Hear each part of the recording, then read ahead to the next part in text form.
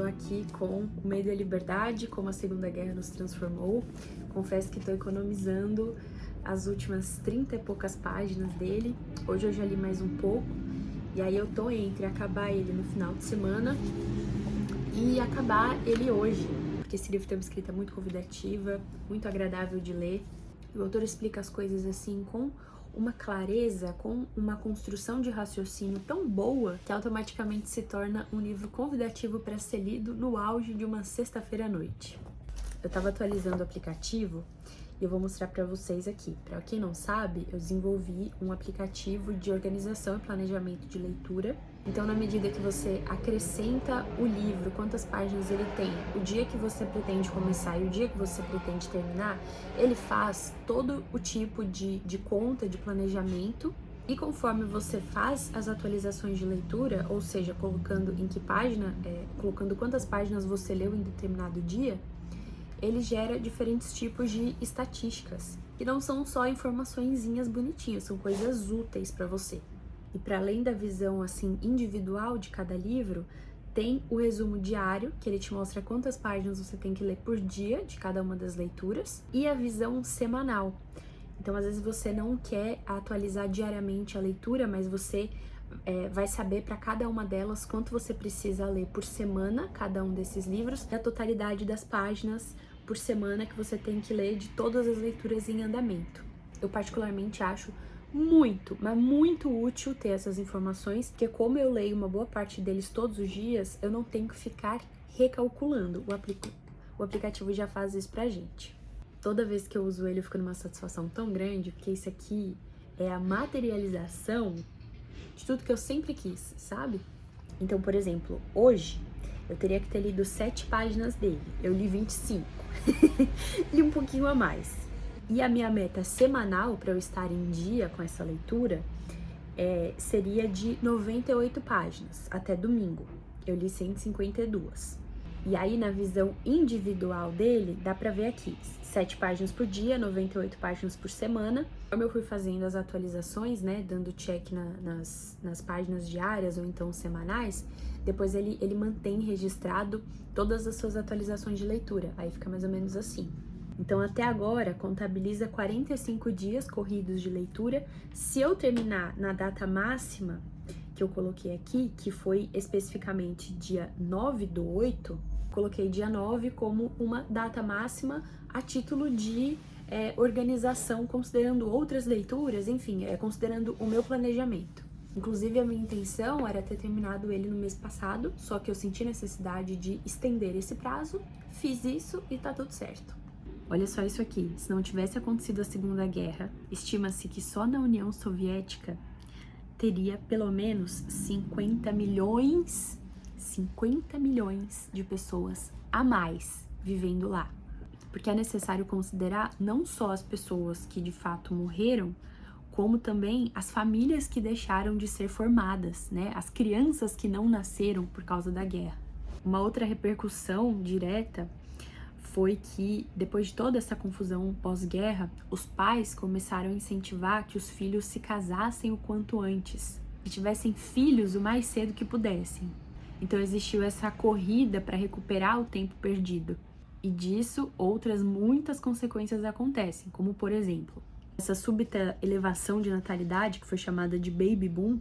Ele diz que trouxe enormes consequências não só para as famílias, mas também para a sociedade. Foi essa geração que, crescendo e se tornando a multidão de adolescentes e jovens adultos, contribuiu para o idealismo e o ativismo dos anos 1960, para o aumento da arrecadação que sustentou os setores públicos nos anos 1970, 80 e 90, e para o excesso de aposentados que viria depois no século XXI. Ele termina dizendo que as turbulências demográficas que aconteceram na esteira da Segunda Guerra Mundial tiveram enormes consequências ao mundo todo. E o capítulo seguinte, que é o 23, que ele chama Proscritos, eu também achei um dos mais impactantes, porque ele fala de expulsões de diferentes povos no pós-guerra.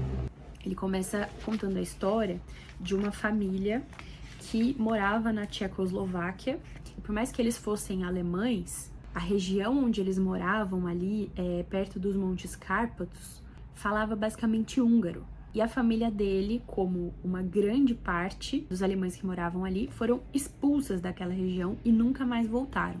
E quem estava recebendo essa população era a Alemanha. Só que a Alemanha estava um tanto destruída pelo pós-guerra. Então vocês imaginam, a gente está falando de milhões de pessoas chegando na Alemanha. Eram muitos refugiados de diferentes lugares da Europa. Se incluirmos os cerca de 275 mil prisioneiros de guerra britânicos e americanos, o número total de pessoas deslocadas na Alemanha, pessoas que estavam lá sem saber para onde ir, em 1945, chega a mais de 17 milhões.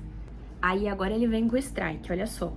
Com a possível exceção da China, que também presenciara vastos deslocamentos internos durante a guerra, essa era provavelmente a maior concentração de refugiados e pessoas deslocadas que o mundo tinha visto desde então. Diversos países onde tinha uma minoria alemã presente estavam expulsando esses alemães, que já estavam lá há gerações, não eram alemães que tinham recém-chegado e foram expulsos. Então eram pessoas que já tinham gerações de familiares já estabelecidos, onde a pessoa tinha ali a sua pátria. E elas chegaram numa Alemanha destruída, com a bolsinha embaixo do braço ali. Assim, a Alemanha não era a casa delas. Porque uma das romantizações que ele combate, com muitos dados e muitas explicações, é que depois da Segunda Guerra ficou tudo bem, que assim, acabou a guerra, agora a gente vive paz e amor, abraçado e tudo mais. Não, depois da guerra, mas assim, as consequências a gente lida literalmente até hoje. O número total de refugiados que passaram pela Alemanha entre 45 e 50 é de cerca de 25 milhões. Que já é um número absurdamente expressivo, concorda? Concorda. Aí ele vem com outro strike. Considerando que a população alemã nessa época não chegava a 67 milhões, isso representa uma maré de miséria humana diferente de tudo o que a Europa viu desde então. Então, quer dizer, 25 milhões de pessoas ali numa situação de merda, sendo que a população total da Alemanha era 67. É uma fração muito grande desses refugiados. E acaba por aí? Não, senhora. A expulsão dos alemães da Europa Oriental e Central foi apenas um exemplo de um fenômeno que ocorreu em todo o continente em 1945. Tudo bom. E aí, com muitos exemplos, estatísticas e tudo mais, ele conclui que quase todos os países na metade oriental da Europa adotaram um comportamento semelhante. Semelhante ao quê? A esse de expulsar minorias. E essas expulsões, uma grande parte delas, não eram simplesmente convites a se retirar. Envolvia massacre, violência e, enfim, todo um caos horrível. No curso de apenas um par de anos, a proporção de minorias nacionais nesses países foi reduzida em mais da metade.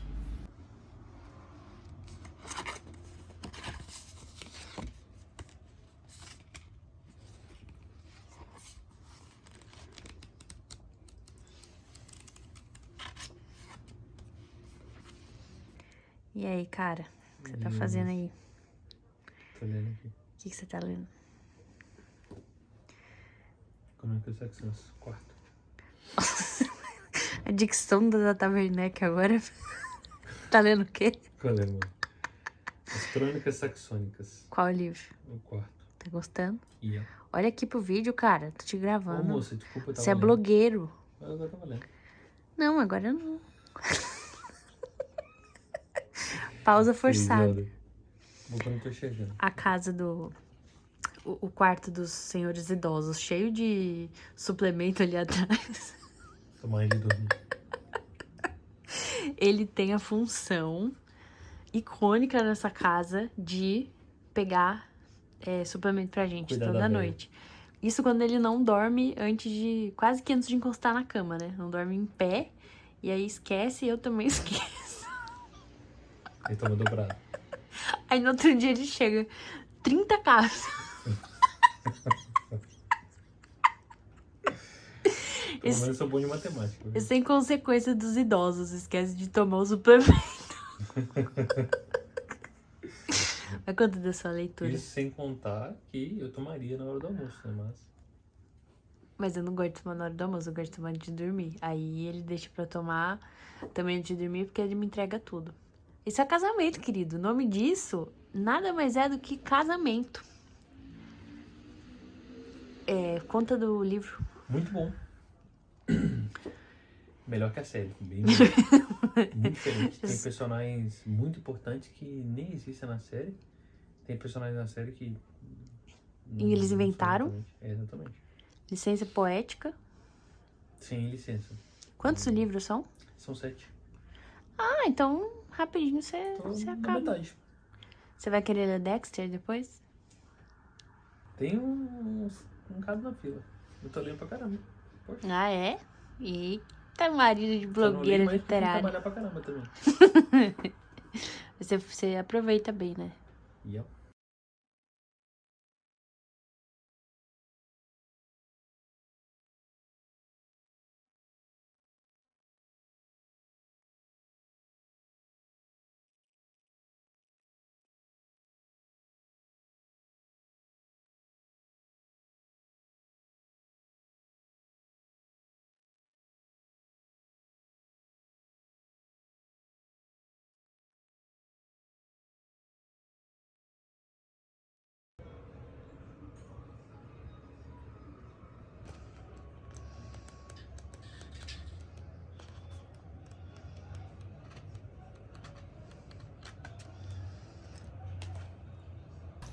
E aí, gente? Hoje é sábado, já é de noite. Voltei aqui para fazer algumas atualizações. O meu dia hoje, ele foi muito pensado para eu recarregar minhas energias, alinhar os meus chakras, porque amanhã tem o primeiro encontro do segundo semestre do Clube das Jovens Senhoras. Quem quiser, ainda dá tempo de entrar, inclusive, eu sempre deixo os links importantes todos aqui embaixo. Então vai ter a live de abertura e o sprint inicial para Homem Comum. Depois, no meio do mês, a gente faz mais um sprint e depois, no final do mês, tem a discussão. Isso se no meio do caminho a gente não marcar mais algum sprint. Então, pelo menos 3 encontros no Clube das Jovens Senhoras. Não senti vontade de sair, fiquei basicamente em casa. Eu tava cansada tanto fisicamente quanto com a cabeça cansada. E o que aconteceu? Eu li Uma Mulher, da Annie Ernaux.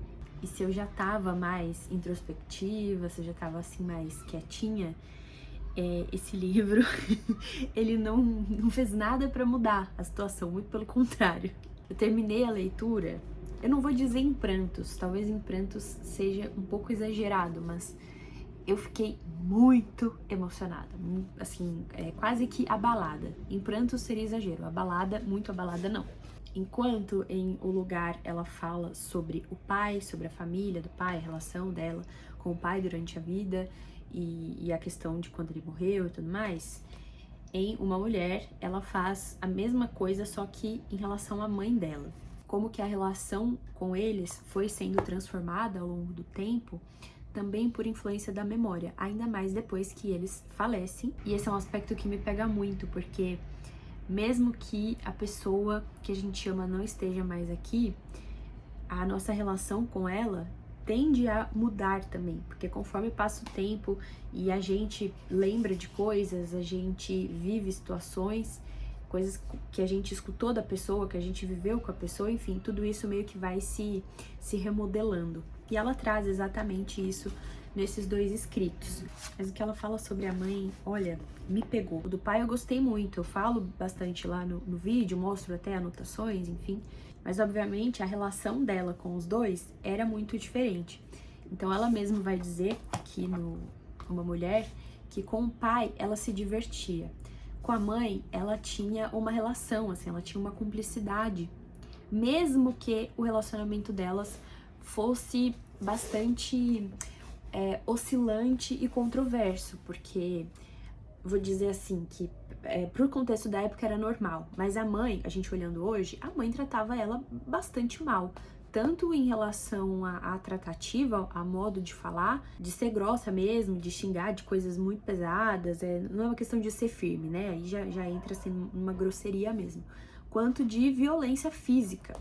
Mas para aquela época isso não só era normal, quanto tanto o pai da Anne quanto a mãe trataram ela muito melhor do que eles foram tratados. Então, assim, ela se sentia compelida ainda a agradecer, a achar bom, porque poderia ser muito pior. Era a mãe que controlava as finanças, que tinha o domínio, assim, também o controle do comércio que eles tinham. A mãe estava sempre muito sobrecarregada, tarefada, estressada. E no meio dessa bagunça, tinham alguns momentos de sutileza, de cordialidade, de cumplicidade, que, claro, marcaram muito a Anne e ficaram presentes na memória dela, na forma dela lembrar da mãe. Só que mesmo nessas brechas, ainda existia um distanciamento, porque mesmo entre mãe e filha, era um tabu falar sobre várias coisas que deveriam ser normais, né? Então, a Anne conta que quando ela menstruou, foi um incômodo gigantesco para ela contar para a mãe, do momento que a mãe estava ensinando ela como que usava o paninho, né? Naquela época, claro, não tinha absorvente. Então a Anne estava meio que sempre pisando em ovos, na mesma medida que ela, claro, queria atenção, carinho, mas ela também não sabia nem como pedir, nem como demonstrar. E aqui eu achei que pegou ainda mais a questão do envelhecimento. Aqui o envelhecimento do pai, eu acho que para ela passa de uma maneira mais assim, mais natural. Com a mãe, ela sofre mais. Tem até um momento aqui que ela fala, ela tá voltando a ser criança, ela não tem esse direito, porque a Anne ainda tinha forte essa coisa de querer ser cuidada pela mãe. E tão logo a mãe dela adoece, passa a precisar de cada vez mais cuidados mais intensos, e a Anne precisa oferecer para ela todo esse suporte, esse cuidado, e isso mexe bastante. E conforme a mãe dela foi envelhecendo, depois que o pai já tinha morrido e tudo mais, ela desenvolve Alzheimer e ela sente que ela tá perdendo a mãe, que ela nunca mais vai ter a mãe dela daquele jeito que ela lembrava e que dali pra frente, assim, era assim, uma espécie de luto em vida, né?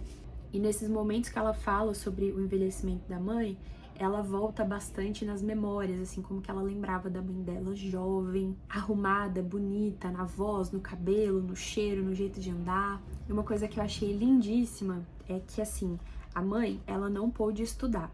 Então ela teve que sair da escola, mas ela aprendeu a ler direitinho. Ela lia com alguma frequência livros que a Anne tinha acesso e tudo mais, mas ela não tinha um perfil de estudiosa. Só que ela incentivava muito, ela gostava de escutar a Anne falando da escola, dos termos que a Anne usava. Quando a Anne chegava da escola, ela queria saber o que a Anne tinha aprendido, das aulas, professores. A mãe gostava de tudo que trazia essa elegância, essa beleza envolvida com o saber.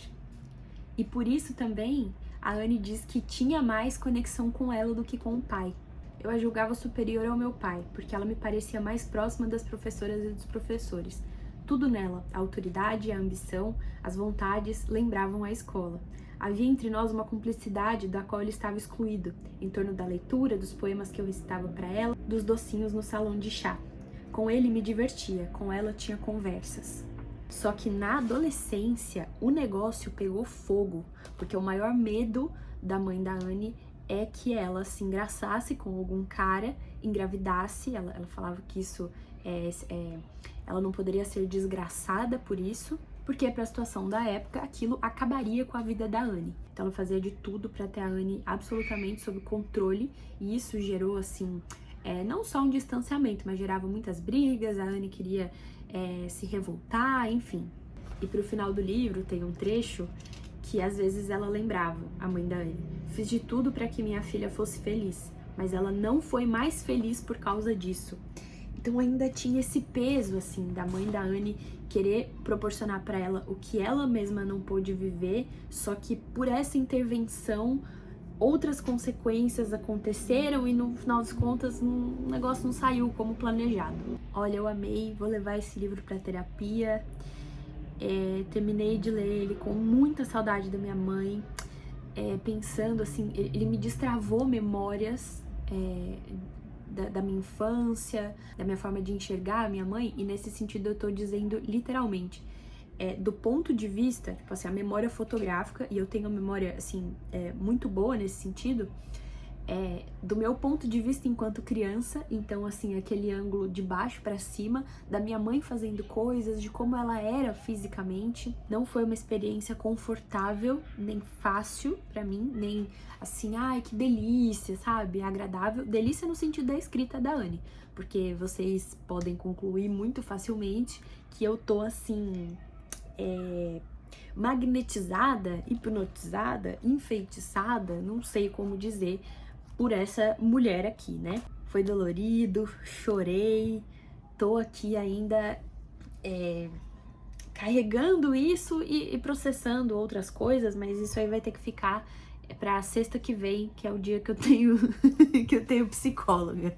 Isso não é ruim, tá? Muito pelo contrário, isso faz parte da gente estar vivo, da gente lidar com o tempo passando, com o envelhecimento de quem a gente ama. E a literatura tem esse lugar mesmo de abrir e remexer aquelas gavetinhas bem escondidas que a gente quer deixar fechada, só que não é bom deixar nada fechado, tem que arejar, tem que remexer.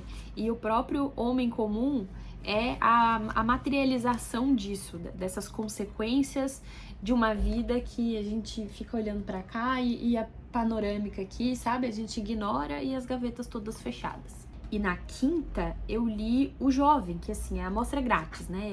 Podia ser um capítulo de algum outro livro dela. E assim... Gente, estou Anne Ernonizada. Eu só tô aceitando, entendeu? Tem outros aqui que eu sei que, cara...